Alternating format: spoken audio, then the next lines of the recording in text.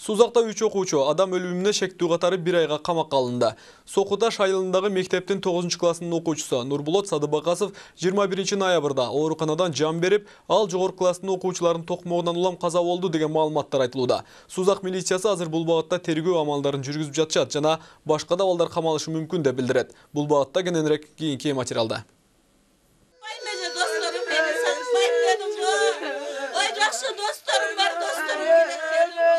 2000 жылы туулган Нурбулот Садыбакасовдун сөөгү кече күнү жерге берилди.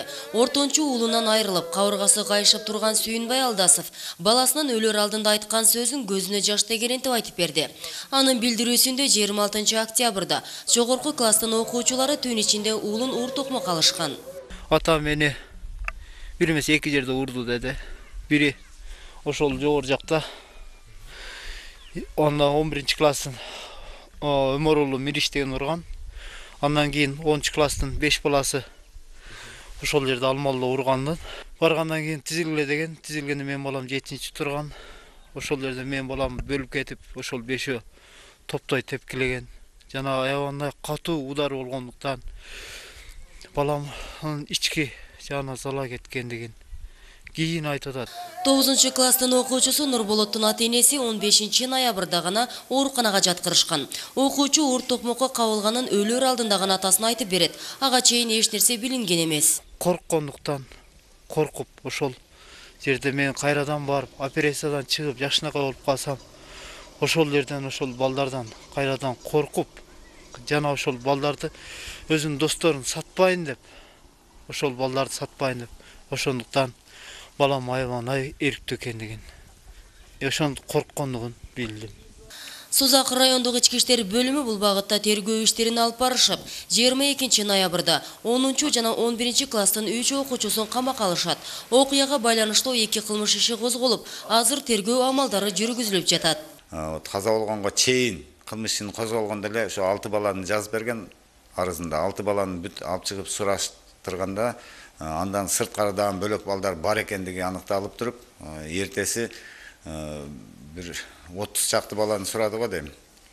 Сурап, сурамжылоо иштерди жүргүзүп, анан беттештирүүлөрдү жүргүзүп, азыркы учурда аныкталып, 3өө ургандыгы аныкталып туруп, аларды жазуу процессуалдык кодексинин 94-беренесинин негизинде 48 саатка камап, анан кечээ күнү сотко алып барганда сот санкция берди үчөөнө тең.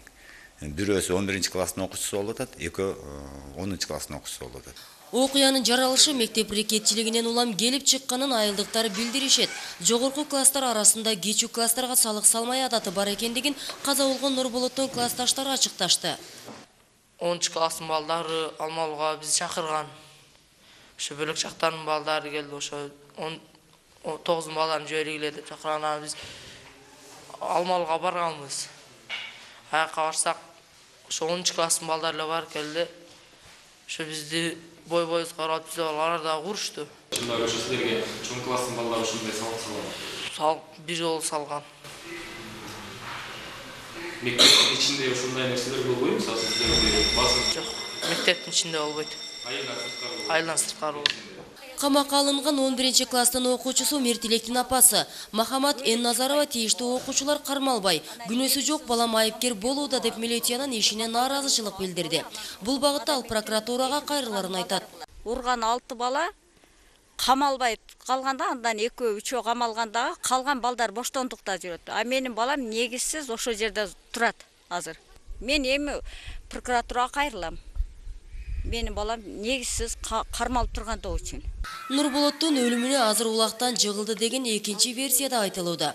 Анткени 9 ноябрда маркумдун ашына карата өткөрүлгөн улак чабышка каза болгон окуучу аттан жыгылып бутунан жаракат алган. Ал ооруканада каза болгон соң соттук медициналык эксперттер изилдөөгө алышып, анын жыйынтыгы азырынча бериле элек. Себеби тергөө амалдары жүрүп аткан учурунда бизге белгилүү болгон маалымат боюнча 26-сында таяк жеп атат түнкү саат 11-де. Андан эртеси эч кимге айтпастан, анын эртеси андан кийин 5-6 күн футбол, волейболдорго барып, дискотекаларга барып жүрөт тиги бала. Анан 9 ноябрь күнү улакка барып атат. Улакта жыгылып, бутуну чыгарып алып атат, аттан жыгылып. Эми биз азыр айта албайбыз. Может аттан жыгылгандан болгондур, может мүмкүн балдардан таяктан таяк жегендиктен болушу мүмкүн. 230 окуучу билим алган номер 14 орто мектептин директору окуядан соң кан басымы жогорулап, азыр райондук оорукананын жандандыруу бөлүмүндө жатканын мектеп жаамат айтат. Созак району боюнча 104 мектеп болсо, аларда болгону 20 гана милициянын инспекторлору иш алып барышат. Мындай жетишсиздик жашы жете элек өспүрүмдөр менен иш алып барууда кыйынчылык жаратып жатканын райондук милициянын башчысы айтат. Миргуль Эшпаева, Руслан Калматов, Шерзат Егенбердиев, 7 канал.